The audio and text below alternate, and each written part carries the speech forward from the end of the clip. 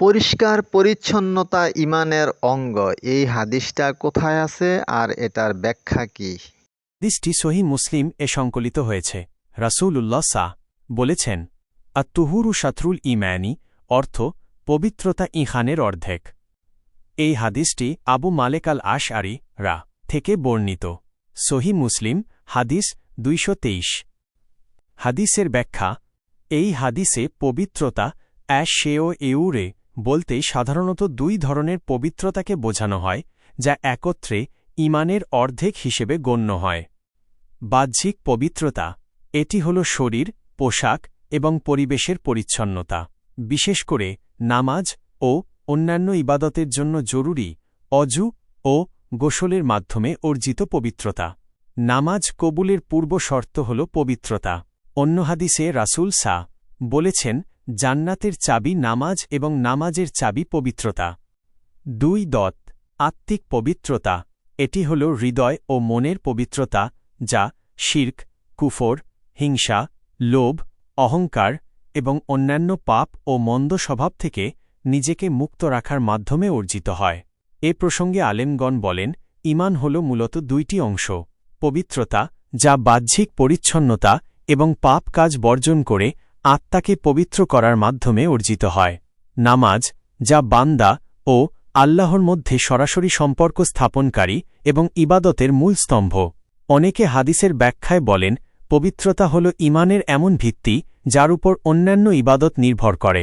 যেভাবে পবিত্রতা ছাড়া নামাজ হয় না, তেমনি আত্মিক পবিত্রতা ছাড়া পরিপূর্ণ ঈমান লাভ করা কঠিন। শাহ ওয়ালিউল্লাহ মুহাদ্দিস দেহলভী বলেছেন, পবিত্রতা দ্বারা অন্তরের সেই অবস্থা বোঝানো হয়েছে যা পবিত্রতা ও নম্রতার নূরের সমন্বয়ে গঠিত, যা আত্মাকে নির্মল করে। পরিষ্কার পরিচ্ছন্নতা ঈমানের অঙ্গ, এই মূল ভাবটির সমর্থনে একাধিক সহিহ হাদিস রয়েছে।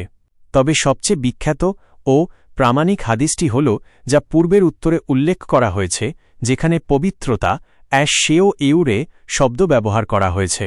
প্রামাণিক হাদিস: মূল হাদিসটিতে পবিত্রতা শব্দ ব্যবহার করা হয়েছে, যা শারীরিক ও আত্মিক উভয় প্রকার পরিচ্ছন্নতাকে বোঝায়। পবিত্রতা ঈমানের অর্ধেক, আত-তুহুরু শাতরুল ঈমানি। সূত্র সহিহ মুসলিম হাদিস ২২৩।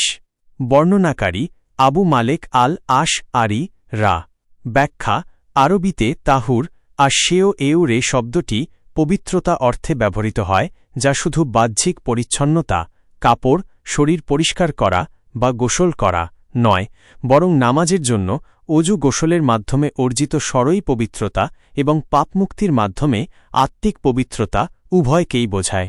এই হাদিসের ব্যাপকতার কারণে একে পরিষ্কার পরিচ্ছন্নতা ঈমানের অঙ্গ অর্থে ব্যাপক হারে ব্যবহার করা হয়। অন্যান্য হাদিস ও ইসলামী শিক্ষা: ইসলামের সামগ্রিক শিক্ষায় পরিষ্কার পরিচ্ছন্নতাকে ঈমানের অবিচ্ছেদ্য অংশ হিসেবে গণ্য করা হয়েছে, যা নিম্নলিখিত হাদিস ও আয়াত দ্বারা সমর্থিত। আল্লাহ পবিত্রতা পছন্দ করেন। নিশ্চয়ই আল্লাহ তাওবাকারীদের ভালোবাসেন এবং ভালোবাসেন অধিক পবিত্রতা অর্জনকারীদের। সূরা বাকারা আয়াত ২২২। ২. ইসলাম পরিচ্ছন্ন। আয়েশা থেকে বর্ণিত, রাসূলুল্লাহ বলেছেন, ইসলাম পরিচ্ছন্ন, সুতরাং তোমরা পরিচ্ছন্নতা অর্জন করো। নিশ্চয়ই জান্নাতে কেবল পরিচ্ছন্ন ব্যক্তিই প্রবেশ করবে। ফাইজুল কাদির ৩০৬৫। ৩. ফিতরাতের অংশ। রাসূলুল্লাহ মানুষের স্বভাবজাত কিছু পরিচ্ছন্নতা ও পরিপাটির বিষয় উল্লেখ করেছেন, যা নবীগণের সুন্নাত ফিতরত হিসেবে গণ্য। ১০টি বিষয় ফিতরতের অন্তর্ভুক্ত: মেসওয়াক করা, নাকে পানি দেওয়া, নখ কাটা, আঙুলের গিঁটগুলো ধুয়ে রাখা, বগলের লোম পরিষ্কার করা, নাভির নিচের পশম মুন্ডানো, প্রাকৃতিক প্রয়োজন শেষে পানি ব্যবহার করা, গোঁফ ছোট রাখা, দাড়ি ছেড়ে দেওয়া এবং কুলি করা। সহিহ মুসলিম হাদিস ২৬১। সুতরাং যদিও পরিষ্কার পরিচ্ছন্নতা ঈমানের অঙ্গ বাক্যটি একটি প্রচলিত উক্তি হিসেবে পরিচিত, এর মূল ভিত্তি হল পবিত্রতা ঈমানের অর্ধেক নামক সহিহ হাদিসটি, যার ব্যাখ্যায় আলেমগণ শারীরিক ও আত্মিক উভয় প্রকার পরিচ্ছন্নতাকে ঈমানের পূর্ণতার জন্য অপরিহার্য বলে উল্লেখ করেছেন।